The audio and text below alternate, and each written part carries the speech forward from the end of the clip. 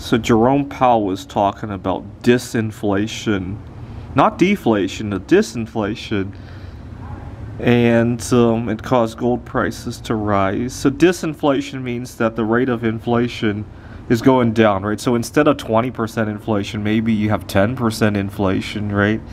Maybe instead of hyperinflation, you just have regular old inflation, right? And it's very reminiscent to when Nixon was running for re-election in 1972. He said the rate of increase in inflation is decreasing, right? So your prices are going up, even the rate of the price increase is going up, but the rate of increase, it was going from 8 to 12% last month. Now it only goes from 12 to 14%, right? At least this time it's actually the rate that's going down, right? So in terms of calculus, it's like a second derivative instead of a third derivative being negative, right? So a little bit better than 1972, but same kind of flavor. See, I see a lot of parallels between the 1970s and today. We had temporarily suspend the gold standard in 1971. We have transitory inflation in 2021, 2022, right? And now we have disinflation. In Nixon's time, we had the rate of increase of inflation is decreasing, right?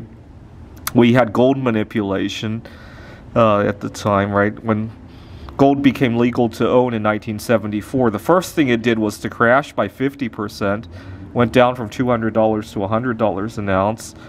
This time around, with the problems in Russia, the Russian ruble crashed, and then it was manipulated upward just as its citizens were starting to buy gold, right? So they lost twice, it looks like, right?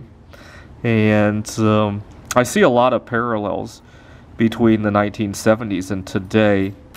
I suspect the 1970s inflation ended with a blow-off top in silver. I suspect this time around it will be in the industrial metals and the strategic metals because they're actually being used in electronics. Right back in the 70s, it was all about the oil tycoons just wanting to hoard their wealth. Now it's about Apple and Microsoft wanting to make sure they have metals for their electronic devices.